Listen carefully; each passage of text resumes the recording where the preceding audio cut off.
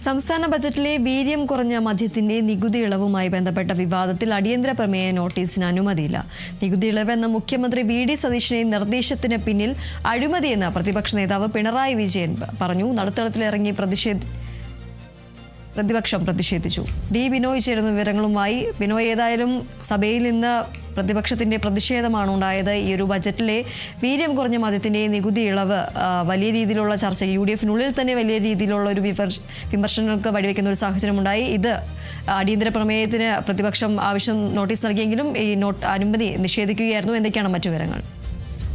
കോൺഗ്രസിനകത്ത് നിന്നും ഒപ്പം പ്രതിപക്ഷ കക്ഷികളിൽ നിന്നും ഒക്കെ തന്നെ ഒരുപോലെയുള്ള വിമർശനമാണ് ഇപ്പോൾ ഈ നികുതി ഇളവിനെതിരെ വലിയ തരത്തിൽ ഉയർന്നുകൊണ്ടിരിക്കുന്നത്. ആ സാഹചര്യത്തിൽ തന്നെയാണ് ഇന്ന് പ്രതിപക്ഷം നിയമസഭയിൽ നികുതി ഇളവ് വരുത്തി വില കുറച്ച് മദ്യം വിൽക്കുന്നതിനെതിരെ അവിശ്വാസ പ്രമേയത്തിന് അനുമതി നേടിയത്. പക്ഷേ അനുമതി നൽകിയില്ല. അതിൽ സ്പീക്കർ പറഞ്ഞ റൂളിംഗ് ഇങ്ങനെയാണ്: സാധാരണഗതിയിൽ ബഡ്ജറ്റുമായി ബന്ധപ്പെട്ട ചർച്ച നടക്കുമ്പോൾ ബഡ്ജറ്റിൽ ഉൾപ്പെട്ട ഒരു കാര്യം ചർച്ചയ്ക്കെടുക്കുന്ന പതിവില്ല. അത് റൂളിംഗായി നിലനിൽക്കുന്ന ഒരു സാഹചര്യത്തിൽ വേണമെങ്കിൽ സബ്മിഷനായി ഉന്നയിക്കാം എന്നൊരു നിർദ്ദേശം സ്പീക്കർ മുന്നോട്ട് വെച്ചു. പക്ഷേ പ്രതിപക്ഷം അത് അംഗീകരിക്കാൻ തയ്യാറായില്ല.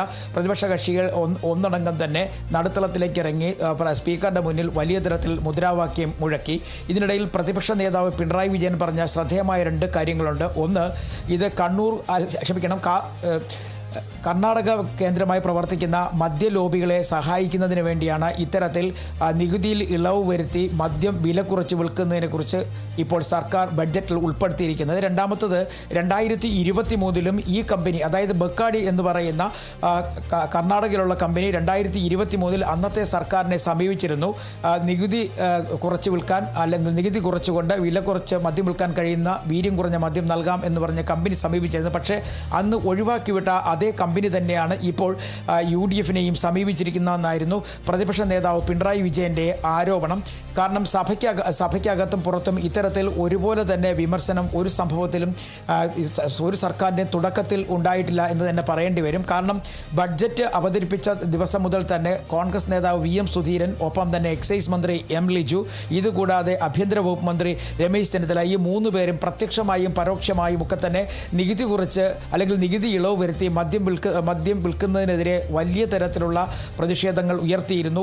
M ലിജു രംഗത്തെത്തി തന്നെ പറഞ്ഞിരുന്നു. കാരണം ആലോചനയില്ലാതെയാണ് ഇത്തരത്തിൽ നികുതി ഇളവ് വരുത്തിക്കൊണ്ട് മദ്യത്തിൻ്റെ വില കുറച്ച് വിൽക്കാൻ തീരുമാനിച്ചിരിക്കുന്നതെന്ന് M ലിജു പറഞ്ഞിരിക്കുന്നു. ഒപ്പം KC വേണുഗോപാൽ, അതായത് AICC ജനറൽ സെക്രട്ടറി കഴിഞ്ഞ ദിവസം പറഞ്ഞത്, ഇത് നയപരമായ എല്ലാ കാര്യങ്ങൾക്കും നയപരമായ തീരുമാനമുണ്ടാകും. കോൺഗ്രസും ഒപ്പം തന്നെ UDF-നും എല്ലാ കാര്യങ്ങൾക്കും ഒരു നയമുണ്ട്. ആ നയം പരിശോധിച്ച് മാത്രമേ നികുതി ഇളവ് വരുത്തി വില കുറച്ച് മദ്യം വിൽക്കുകയുള്ളൂ എന്ന് KC വേണുഗോപാൽ പറഞ്ഞിരുന്നു. രമേശ് ചെന്നിത്തലയാകട്ടെ പരോക്ഷമായ ചില വിമർശനങ്ങളാണ് ഉന്നയിച്ചത്. എന്നാൽ VM സുധീരൻ, മുൻ KPCC അധ്യക്ഷൻ, മുഖ്യമന്ത്രിക്ക് കത്തയച്ചതിന് ഉപരിയായി പരസ്യമായി വിമർശനം ഉന്നയിക്കുകയും ചെയ്തിരുന്നു. അങ്ങനെ പ്രതിപക്ഷ കക്ഷികൾക്കൊപ്പം കോൺഗ്രസിനകത്ത് നിന്നും മന്ത്രിസഭയിൽ നിന്നുമൊക്കെ വലിയ തരത്തിലുള്ള പ്രതിഷേധം ഉയരുന്ന ഒരു സാഹചര്യത്തിൽ ഇനി എന്ത് തീരുമാനമാണ് മുഖ്യമന്ത്രി കൈക്കൊള്ളുക എന്നുള്ളത് നാളെ മാത്രമേ അറിയാൻ കഴിയുകയുള്ളൂ. കാരണം ബഡ്ജറ്റുമായി ബന്ധപ്പെട്ട ചർച്ചകൾ പുരോഗമിച്ച് വരികയാണ്.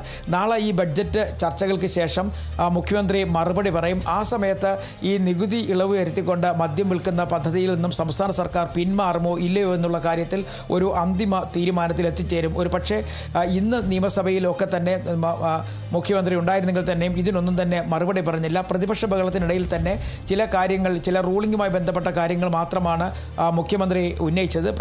പ്രധാനപ്പെട്ട കാര്യം, ഈ മദ്യത്തിന് നികുതി ഇളവ് വരുത്തി വിൽക്കാൻ പോകുന്നു എന്ന കാര്യം അത് സഭാരേഖകൾ ഉണ്ടാകാൻ പാടില്ല എന്ന് മുഖ്യമന്ത്രിയുടെ നിർദ്ദേശം സ്പീക്കർക്ക് മുന്നിൽ എത്തിയിരുന്നു. തുടർന്ന് അത് സഭാരേഖകളിൽ നിന്നും ഒഴിവാക്കുകയും ചെയ്തിരുന്നു. അതേസമയം പ്രതിപക്ഷം ശക്തമായി തന്നെ പ്രതിഷേധിച്ചു. അവർ നടുത്തളത്തിൽ ഇറങ്ങി കുറേ സമയം, ഏകദേശം 10 മിനിറ്റോളം മുദ്രാവാക്യം മുഴക്കി. അത് കോൺഗ്രസിനകത്ത് ചില നേതാക്കന്മാരുടെ പേരുകൾ കൂടി സൂചിപ്പിച്ചുകൊണ്ടും അവരുടെ വിമർശനം കൂടി ഉൾപ്പെടുത്തിക്കൊണ്ടായിരുന്നു അത്തരത്തിൽ മുദ്രാവാക്യം മുഴക്കിയത്. അതിനു തൊട്ടു പിന്നാലെ പിന്നാലെ വാക്കൗട്ട് നടത്തുകയും ചെയ്തു. ഇതിനിടയിലും, അതായത് പ്രതിപക്ഷ ബഹളത്തിനിടയിലും സബ്മിഷനുകൾ അവതരിപ്പിച്ചിരുന്നു ഭരണപക്ഷത്തിൻ്റെ ഭാഗത്തു നിന്നും.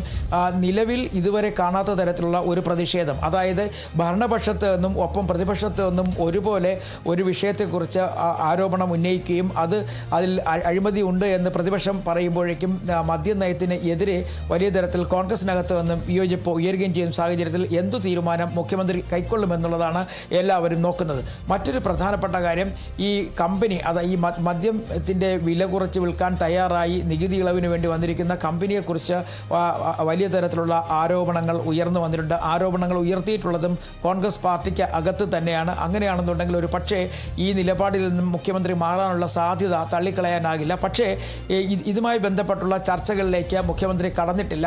ഇന്നലെ എക്സൈസ് വകുപ്പ് മന്ത്രി എം ലിജു മുഖ്യമന്ത്രി കാണുമെന്ന് പറഞ്ഞിരുന്നെങ്കിൽ തന്നെയും അദ്ദേഹം കണ്ടില്ല.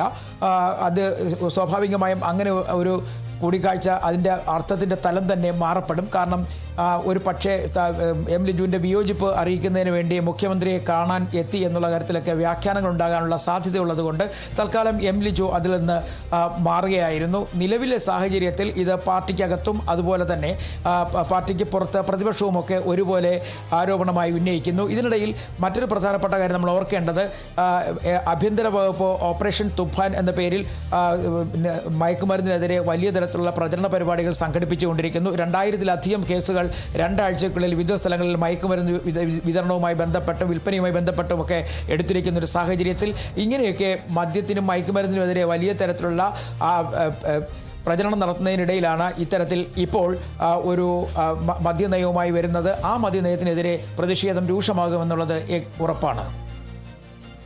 ശരി, ഡി ബിനോയാണ് വിവരങ്ങൾ നൽകിയത്.